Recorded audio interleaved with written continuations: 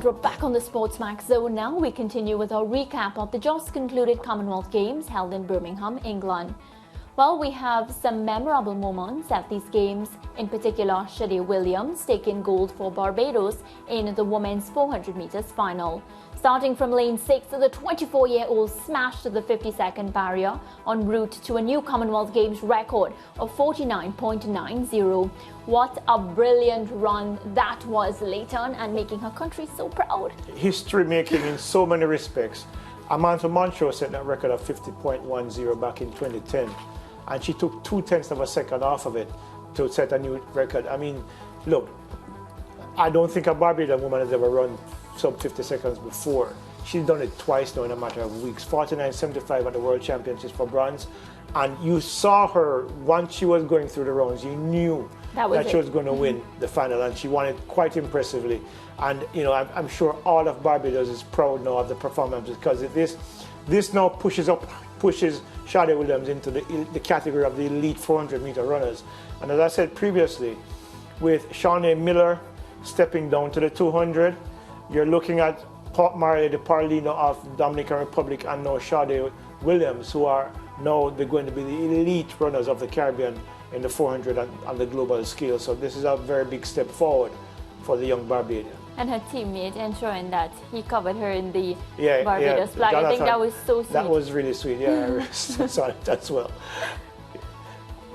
Well, of course, you know, Sada Williams, Leighton, will go down in history, and of course now that she's done achieved such an amazing feat, a lot is going to be expected of her moving forward. Yeah, and I think this is just the beginning for her. I think. I mean, she's 24 years old. Stephen Francis is a brilliant coach, and now that he's taken her to this level, it took a little bit of a while, which it tends to when you're transitioning out of high school into the senior ranks. But now she's here. Now the question is, how much faster can she go? Because clearly there's still a lot left in the tank. I think she can get down to 40, 49 low, and if she corrects some of her mechanical deficiencies, I believe that she'll probably continue to be one of the best in the world for years to come. Once she stays healthy, I think she's a very brilliant prospect coming out of Barbados, and given what we've seen from her over the years, earlier this year when she beat Jereem Russell at the National Stadium at one of the Velocity Fest meets, you kind of sensed from then that she was going to do something special this year, and she has delivered in that respect. Yeah, definitely not letting her country down and giving them so much to look forward to. Well, my countrymate, Jereem Richards, stormed to a Games record and personal best time of 19.80 seconds to take the men's 200 meters. With the win, Richards became the third athlete behind Jamaica's Donald Quarry and Namibia's Frankie Fredericks to successfully defend the 200-meter title at the Games. Well, Richards also requested the steel pan version of his anthem to be played, and he was granted his wish.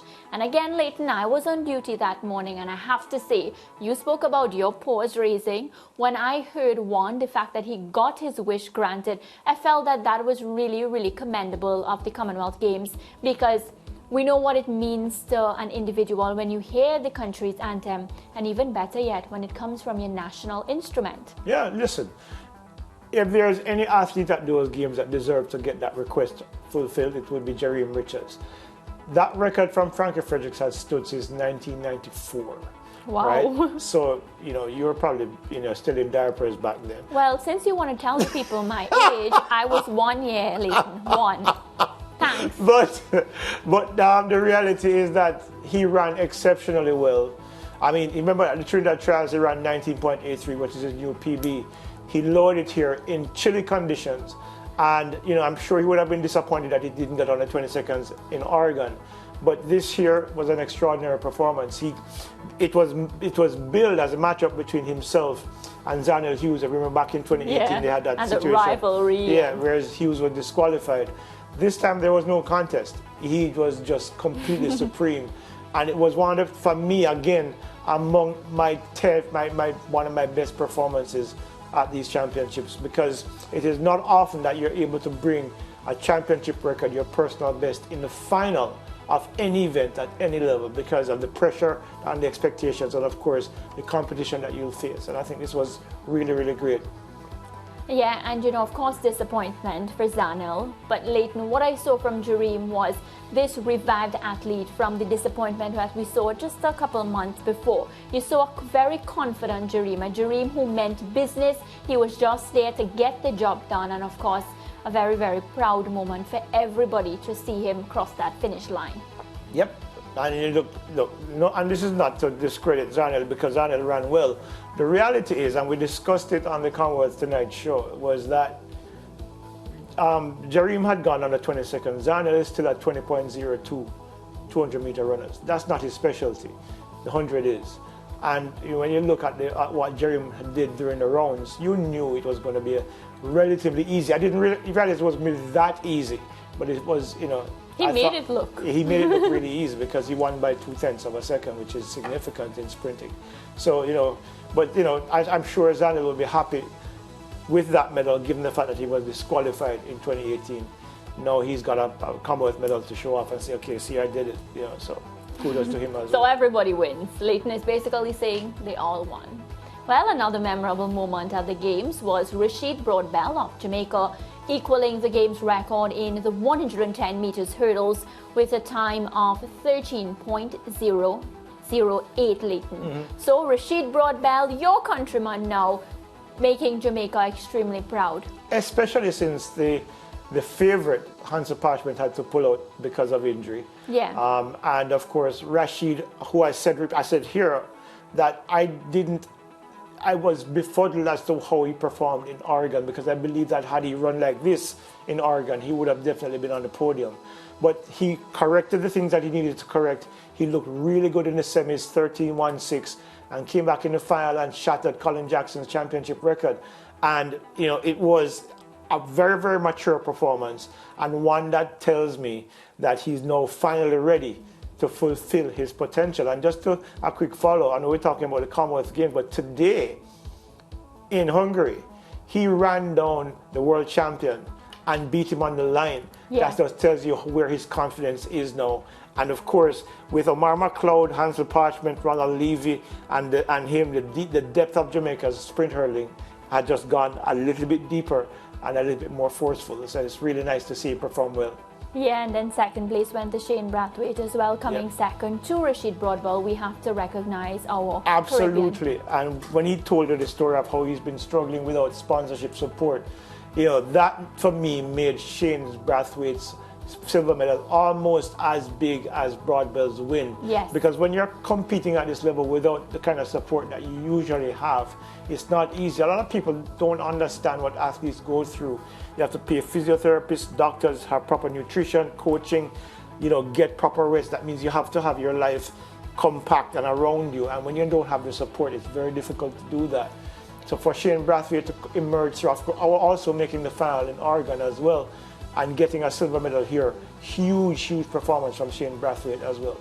Yeah, well, another memorable moment for the Caribbean has to be the Barbados women beating Pakistan women by 15 runs in their Group A encounter. And I know many will have reservations with this one, but we have to remember that the Barbados women were not tipped as favorites going into this.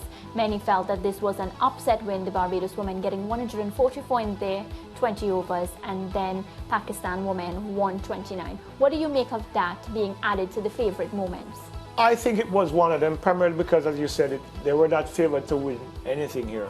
Pakistan, India, Australia, those were the teams that were expected to do the deed. But then this was a really good performance here. Matthews and Kaisia Knight top scoring 67, I think 51 as well. Didn't get much from DeAndre Doughton in any other games really, but this was a performance that had they been able to carry this over into the other matches, maybe the results could have been different, but then they kind of fell away after this. But still, very, very solid performance, well played, and it's only a pity that they couldn't bring this again to the other games. But it was, for me, one of the highlights, because I think Pakistan is a very good team, and for a Barbados team representing the West Indies in this context, to win this match and win it relatively comfortably was a very, very commendable performance. Yeah, and I have to say personally, after what I saw against Pakistan, I was extremely disappointed to see the manner in which Barbados was should I say, kicked out of the tournament, because they were kicked out in the manner in which they lost,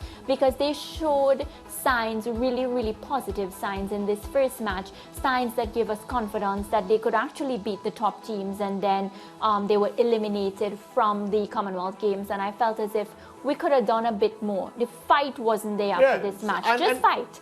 Maybe not even win, but certainly be a lot more competitive. Yes, especially with the bat. Yes, 60 odd not out in the next two games was not what you expected from this Barbados team. With 144 in the match against Pakistan, you kind of expected them to at least get over 100 each time. Yeah, just show some fight. And show that, hello, we're ready to fight here. But unfortunately, it didn't work out that way. Yeah, I wanted to see more of Deandra Dottin, especially because we know what she can do when she gets off. But again, a bit disappointing from that aspect. Well, this is definitely one of my favorite moments. Nicholas Paul ending Trinidad and Tobago's 56-year wait for a Commonwealth Games cycling medal when he won the men's curing gold. Listen, it's been 56 years. The last time Trinidad won gold in cycling at the Commonwealth Games was right here in Jamaica back in 1966. Yes. So that's a long wait, and Nicholas Paul came through big time for Trinidad here. Gold, silver and bronze. I thought collectively the performances were outstanding given the elements that he had to go against, the fatigue factor, and of course being up against some of the best cyclists in the world. Because one of the things, the Commonwealth Games is about the Commonwealth, but some of the cyclists from Australia and England as well are some of the best in the world. They're not just best in the Commonwealth. So for him to win gold in the Karen, silver by a fraction of a second in the time trial. And the fight he had to put up for that silver. And of course the bronze in the 1,000 meter time trial after was, for me, one of the best performances of the Commonwealth Games in cycling and overall for the Caribbean, because I thought when you have to wait that long to get another medal in an event that you have strength in, it's a relief to finally break through that ceiling. And Nicholas Paul actually, delivered them in a big way for Trinidad and Tobago. Leighton, in our interview with Nicholas Paul, right here on the SportsMax zone, it must be mentioned and commended the time frame between these races. Because when we spoke to him, he himself said that, it was difficult to be able to transition from one event to the other within a couple of days, which is why I think it makes the victory even sweeter that you were able to medal in 3 different events. Yeah, 3 days, some back-to-back finals over 3 days. Look, your cyclists have big muscles in your legs, and the reality of it is that lactic build-up, fatigue, you're tearing up muscle fibers each time you compete. The recovery time is not that significant. You need probably more time. So for him to perform at that level over 3 consecutive finals in consecutive days is, kudos to him for being able to do that. He will get better over time, and he'll know how to manage that process as he gets a little bit more experience. But certainly, no, I don't think anybody can fault him for the performances there. All right, so this is where I put you on the spot, and you are to give me your top performances, male and female, from the games. Wow. Give me 5. That's tough. I'm going to have to go with, I'm going to have to go with Elaine Thompson-Herah's sprint double. Why? Because she was not at her best, but 9.95 and 22.02 tells you that she's on her way back, and she's an Olympic champion. To come here and get the double, well, to go to Birmingham, not come here, and get the double, I think was very, very difficult mentally and physically, and for her to overcome that. And it was a quick bounce back. Yeah, for her to overcome that was significant for me. I think the Sunshine Girls silver medal was huge as well. Cannot leave out Sada Williams' 400-meter gold medal. That would be almost heresy to be able to do that, because I thought that was perhaps individually the single most important race for a Caribbean athlete at these games, because she broke through a glass ceiling for Barbados and demonstrating that it can be done, and will probably lead the way now as a trailblazer for other young girls from Barbados to come through and try to do this. So those will be my top 3. For the men, for me, is Jereem Richards. I don't care what anybody says. He has been... Everybody says yes. Yeah, he has been amazing, and I'm really happy for him in a way in which I don't think people understand. He is a very good kid, works hard, and he has faith in his coaching and faith in his religion and faith in the system, the coaching system around him and the people he's worked with. And he's shown that gratitude. And I think the outcomes here are well deserved. Anybody else? Nicholas Paul? Nicholas Paul, obviously. Broadbell. Yeah, Nicholas Paul, I said enough about that. I think he's done exceptionally well. And Rashid Broadbell as well. I mean, him breaking through in this way at these games is significant as well. And I think, as I said before, it's gonna lead him to start to do things now that's gonna scare a lot of people on the world stage, because he's beaten the world champion today. He won at the Commonwealth Games, and he is now right there alongside Hansel Parchment and Omar McLeod as Jamaica's best hurdlers. Yes, Leighton, well, it has been an amazing Commonwealth Games 2022. I'll definitely miss it. On that note, let's take a quick commercial break, and when we come back, we got so much other sports to talk about.